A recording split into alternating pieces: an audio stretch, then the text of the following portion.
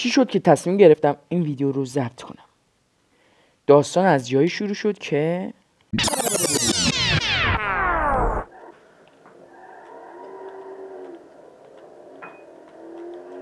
ای بابا چرا ترمز نمیگیره؟ جلل خالق ترمز نمیگیره. دنده عقب چی؟ دنده عقب بگیریم. دنده عقب میگیریم، دنده جلو میگیره. پس چرا واسه خوش داره حرکت میکنه؟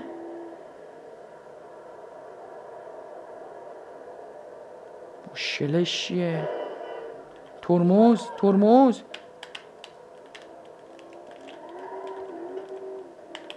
ترمز بگیر، ترمز بگیر، ترمز بگیر، ترمز بیشتر گاز میده. ای بابا اینجوری نمیشه، باید درستش کنم. واسه خودش راه میره. بالاخره بعد از مدت ها رفتم دسته رو درست کنم، یا همون سرویس کردن خودمون. یارو نگذاشت نه برداشت، گفت 700 تومن. منم خیلی سوسی صحنه رو ترک کردم. از اونجایی که نذاشتن ویدیو ضبط کنم، منم صدایی که ضبط کردم میذارم رو ویدیو. سلام، خسته نباشید. سلام، بفرمایید. آقا این دسته PS4 من چند تا از دکمه‌اش خوب کار نمیکنه، چند تاش هم که کلا خرابه.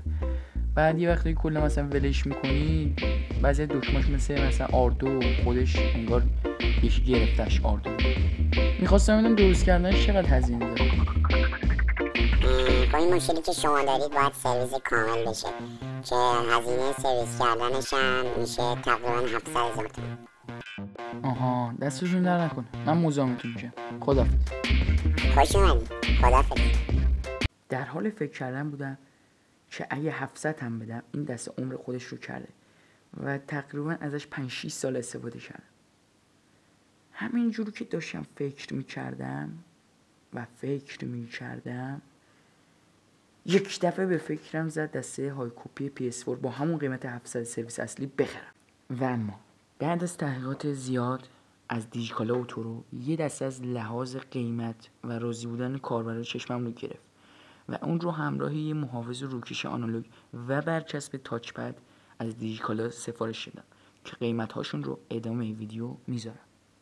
راستی این تحقیقات که میگم توی 1 دقیقه ویدیو جمعش کردم، طی 4 ساعت تحقیقات مکرر من بوده و با چیزایی که بلد بودم و از تو یوتیوب یاد گرفته بودم و اینا میخواستم بهترین بار رو از بین این همه دسته بکشم بیرون که ادامه ویدیو میبینید.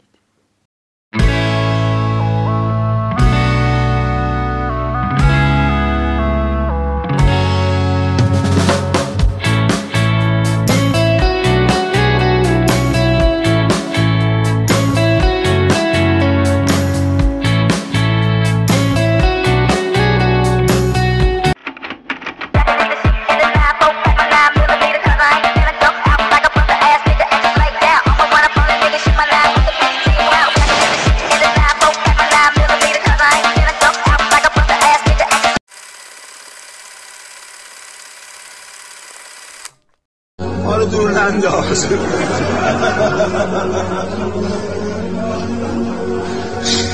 ما اینقدر به درد نخور نیستیم.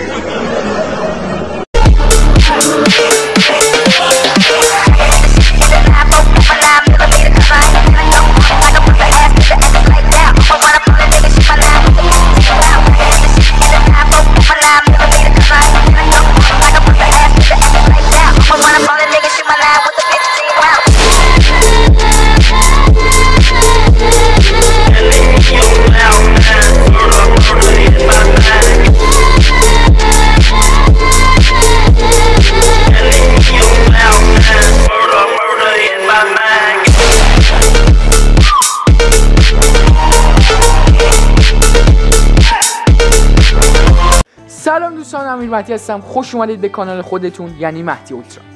امروز اومدیم با معرفی دسته های کپی که برادر اصله. این جعبه دسته هستش که همونطور که میبینید و این نوشته هایی که اینجا داره، این هم پشت دسته هستش و حالا روی همین نارنجی نوشته دسته بازی پلی استیشن 4 سونی مدل PS4 رنگ مشی. حالا از این بگذریم میریم سراغ خود دسته. اینم خود دسته است که من از روی ذوقم برچسب تاچ پد رو چسبونم و خودش یه همون تاچ پد عادی مشی داشت، این برچسبه. و این جلو دسته، این پشت دسته، اینم که دکمه و صدای دکمه همین شوکه رو میخواد ببینید. و اینم دسته اصلیمه که تقریبا 5-6 سال داشتمش. حالا صدای اینو بشنوید. همونطور که میبینید این بعد 5-6 سال هنوز بدون یک بار سرویس و روغنکاری نرمتر و بهتر از اینه. خب چون اصلیه. ولی این الان توی بازار تقریبا 3504 میلیون. اینو خریدم من 680 هزار. بعد از تفاوت ظاهریش هم بخوایم بگیم، من حالا نمیدونم این ببین اینجا فلش داره، جای دست فلش داره، ولی این یکی نداره. حتما به مرور زمان رفته یا داشته یادم نیست. بعد این براق‌تره، دکمه‌های ضربدار دایره مثلث ایناش، ولی این مات‌تره، دست فک مات‌تره. خود رنگ بدنش این براق، این ماته و اینجاش تقریبا مشیه، این توسیه. ولی بعد از اینا بگذریم میایم واسه همین لایت نه چی بهش میگن اینجا رو، نور اینجا. اینو بخوام بهتون بگم دسته اصلی شفاف تره، یعنی همه سطح رو پوشش میده همین نوره. ولی دسته فیک فقط از پایین اومده به بالا، انگار یه لامپ خیلی کوچولو گذاشتن. بریم 3 تا از نظرات کاربران توی دیجیکالا درباره این دسته بخونیم. من از 1 تا 10 به این دسته 8 میدم. جنس خوب و راحتی داره، خیلی قشنگه. تنها مشکلش اینه که اسپیکر بسیار ضعیفی داره. روی اسپیکر اصلا حساب نکنید. روی اسپیکر اصلا حساب نکنید.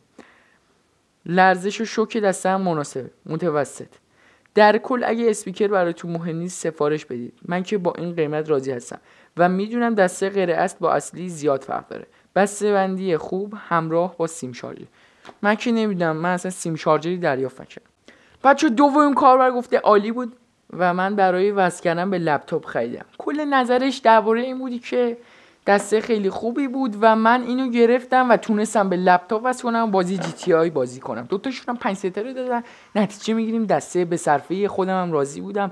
تقریبا هم 1 ماه داشتمش و این ویدیو رو ضبط کردم و طی 1 ماه این ویدیو رو به دست آوردم. از اینا هم بگذریم میرسیم به اینکه اگه تا اینجای ویدیو رو تماشا کردید و از ویدیو و ادیت ویدیو خوشتون اومده لایک کنید ویدیو رو و کانال ما رو، یعنی این کانال مهدی اولترا رو سابسکرایب کنید و امیدوارم که زنگوله رو بذارید رو آل. بریم سراغ ادامه ویدیو.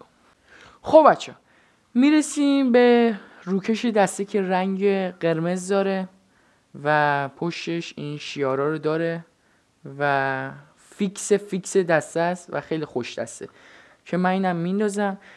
روکش آنالوگی دسته پلی استیشن 4 مدل 550 بسته 4 عددی قرمز و این تاچ پد دسته رو واسهتون این بغل میذارم چون یادم نیست الان چند خریدم.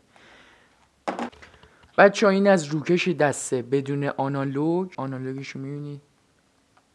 تنها مشکلی که ازش میشه گرفت کیفیت صداشه که چنگی به دل نمیاد. خب بچه‌ها میریم واسه تست دسته.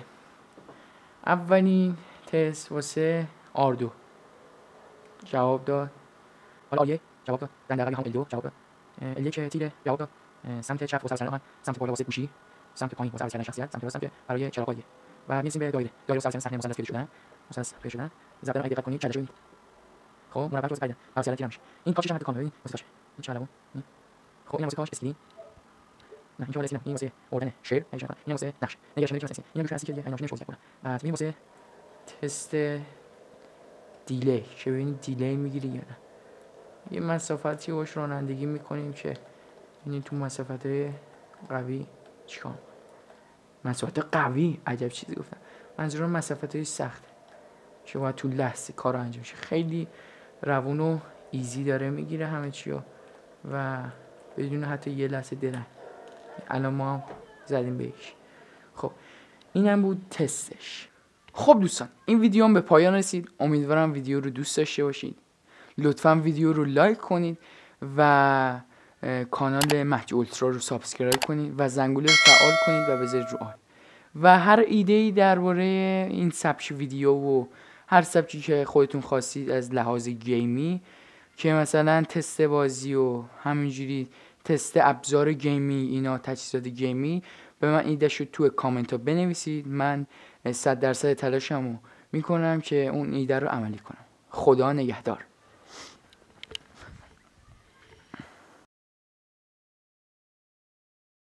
به به، بریم یه بازی هم بزنیم، بریم سراغ بازی، بریم ماشین سواری. چه حالی میده. ترمز نمیگیره. ترمز بگیر، ترمز بگیر، ترمز بگیر. اینم که ترمزش خراب شد.